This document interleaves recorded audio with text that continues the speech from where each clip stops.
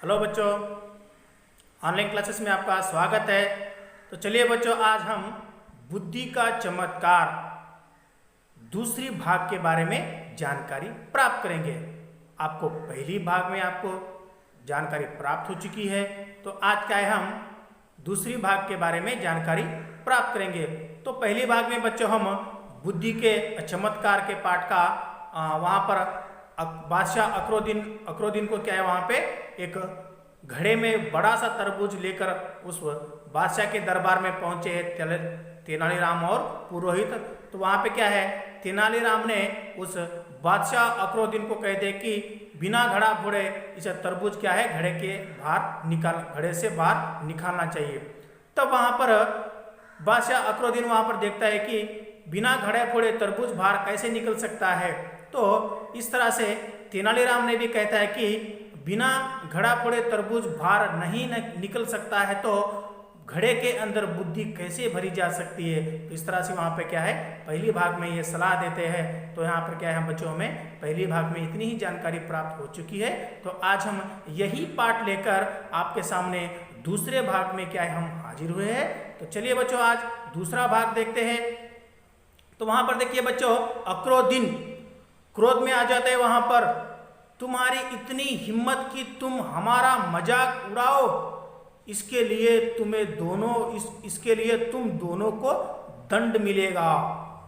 एक सप्ताह तक तुम दोनों को बंदी गृह में रहोगे। उसके बाद हम तुम्हें एक विशाल हाथी के सामने डलवा देंगे। तो यहाँ पर देखिए बच्चों, अकरोदीन वहाँ पर गुस्से में आ जाते हैं। तेनालीराम कहते कि बिना घड़ा फोड़े तरबूज नहीं निकाल सकते, तो बिना घड़ा फोड़े वहाँ पे क्या है, बिना घड़ा फोड़े तरबूज नहीं निकल सकता है, तो बिना घड़े में वहाँ पे क्या है, बुद्धि कैसी भरी जा सकती है।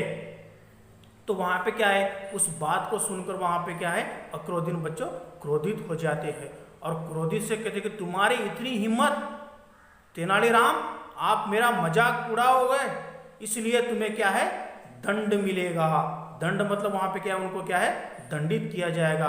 और एक हफ्ता तक क्या है, उनको बंदी गृह में मतलब जेल में रखते हैं, बंदी गृह में रहोगे। और उसके बाद तुम्हें एक विशाल हाथी के सामने डलवा देंगे, एक बड़ा हाथी के सामने आपको क्या है, डाल देंगे। तो यहाँ सुनकर पुरोहित और तेनाली को होश उड़ जाते हैं, वो परेशान हो जाते हैं वहां पर। तो इस तरह से यहाँ पे क्या है, बादशाह हमें दंड देगा और एक हफ्ता बंदी गृह में रखेगा और बाद में क्या है, एक विशाल बड़ी हाथी के सामने डाल देंगे करके वहां पे बोल रहा है। वहां पे यहाँ सुनकर पुरोहित और तेनाली को होश उड़ जाते हैं बच्चों। तो बच्चों चोटी यहाँ पर देखिए, अरे तेनाली कहाँ फंसा दिया। तो वहां पे क्या है, पुरोहित कहता है कि चोटी, अरे तेनाली कहाँ फंसा दिया।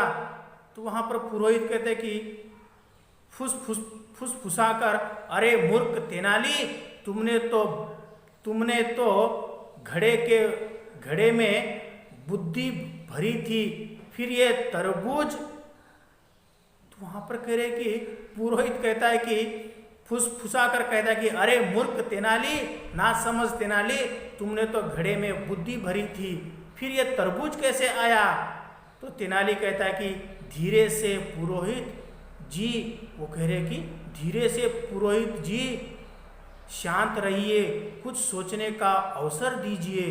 तो तेनालीराम कहते कि धीरे से बोलिए पुरोहित जी, कुछ शांत रहिए, मतलब शांत रहिए, कुछ सोचने का अवसर दीजिए, हमें क्या है, कुछ सोचने का क्या है, वहां पे मौका दीजिए। तो अकरोदीन यहाँ पर देखिए, यह तुम दोनों का क्या खुसर फुसर कर रहे हो।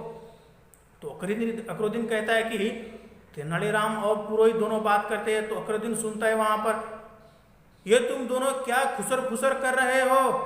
तो यहां पर देखिए बच्चों, तेनाली कहता है कि तेनाली महाराज, हम चाहते हैं कि मरने से पहले हमारी आखिरी इच्छा पूरी की जाए। तो अकरोदीन के वहां पर तेनालीराम कहते हैं कि महाराज, हम सोच रहे हैं कि हम लोग मरने से पहले हमारी आखिरी इच्छा पूरी की जाए। तो अकरोदीन, बताओ क्या है तुम्हारी आखिरी इच्छा। तो वहां पर अकबरुद्दीन कहता है कि क्या है बताओ तुम्हारी आखिरी इच्छा तुम दोनों की। तेनालीराम कहता है कि हम सप्ताह भर बंदी गृह में नहीं बल्कि उसी हाथी के साथ रहना चाहते हैं जो हमें मृत्यु दंड देगा। तो वहां पर देखिए तेनालीराम कहता है कि हमें क्या है इस सप्ताह क्या है एक हफ्ते तक क्या है हमें बंदी गृह में नहीं बल्कि उसी हाथी के साथ रहना चाहते हैं जो हमें मृत्यु दंड देगा। तो अकबरुद्दीन यहाँ पर कहता है बच्चों देखिए क्या लगता है कि मृत्यु के भय से तुम आप खो बैठे हो जो पहले की मौत के मुंह में जाना चाहते हो। तो कह रहे कि बच्चों क्या लगता है। तो कहता है कि क्या लगता है मृत्यु के भय से तुम आप खो बैठे हो जो पहले ही मौत के मुंह में जाना चाहते हो। वहां पे क्या है मृत्यु को दंड सुनकर वहां पे क्या है आप लोग भयभीत हो चुके हो। आपको मौत देने से पहले क्या है आप मृत्यु के मतलब के मौत के मुंह में जाना चाहते हो। तो दरबार में बैठे सभी दरबारी हंसने लगते हैं। तो वहां पर देखिए चोटी तुझे क्या हो गया है रामा उपाय के बदले मौत को बुला रहा है। तो वहां पर देखिए चोटी वहां पर तेनालीराम को कहता है कि तुझे क्या हो गया है रामा उपाय के बदले आप कुछ उपाय सोचना चाहिए और आप डायरेक्ट क्या है मौत को बुला रहे हैं। तेनाली और पुरोहित को ले जाकर उस हाथी के पास छोड़ दिया जाता है। तो वहां पे क्या है तेनालीराम और उस पुरोहित को क्या है इस बड़ा सा हाथी है उसके सामने क्या है छोड़ देता है बच्चों। तो यहाँ पर देखिए पुरोहित तेनाली कौन कहता है कि तुम बुद्धिमान हो तुमसे बड़ा मूर्ख कोई नहीं होगा। तो वहां पर देखिए पुरोहित कहता है कि बच्चों वहां पर बड़ा सा हाथी के सामने लेकर जाने रखने के बाद वहां पर बच्चों तेनाली वहां पर पुरोहित कहते कि तेनालीराम को गाली देता है। कौन कहता है कि आप एक बुद्धिमान है आप तो मूर्ख है ना समझ है कर वहां पे क्या है उस तेनालीराम को पुरोहित ने क्या है बच्चों गाली देता है।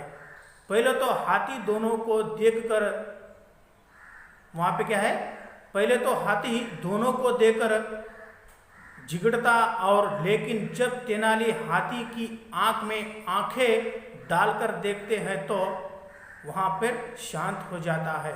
अब तेनाली उसकी झुंड को सहलाते हुए उसके नजदीक जाते हैं और उसके कान में कुछ कहते हैं उसे नहलाते हैं और धीरे धीरे हाथी धीरे धीरे वहां पे क्या है हाथी के भोजन की जिम्मेदारी भी तेनाली अपने हाथों में ले लेते हैं और यहाँ सब देखकर सभी लोग तेनाली पर हंसते हैं।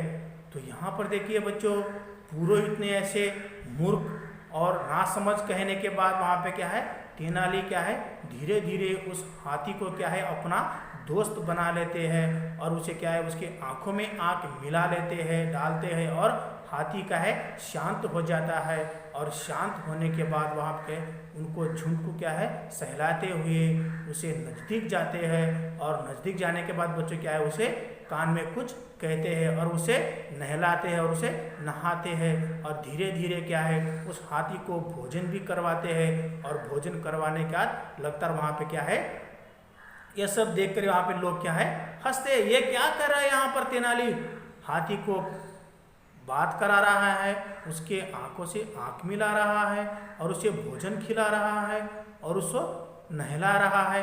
ये सब कहने के बाद सभी लोग क्या है तेनाली पर हंसते हैं। तो यहाँ पर देखिए बच्चों चोटी यहाँ पर देखिए चोटी रामा ये क्या कर रहे हैं जो तुम्हें मौत के मुंह से सुलाए उसी की सेवा।